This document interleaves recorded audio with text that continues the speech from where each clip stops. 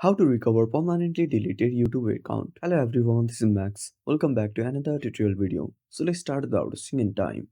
Also make sure to watch this video till the end. First of all, open up any web browser on your device. Now tap on the search bar. Now type recover permanently deleted YouTube account. Now once you're done, simply tap on search.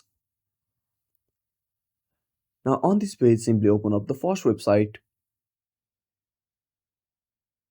Again scroll down. Now as you can see here, it's clearly written, unfortunately once you delete a video or channel, you can't recover it. If a channel is deleted because you deleted the Google account, you can restore the account via Google account recovery. Simply tap on here link. Now scroll down. Now tap on this link. Now enter your email address and click on next and then follow the on-screen instructions to recover your account.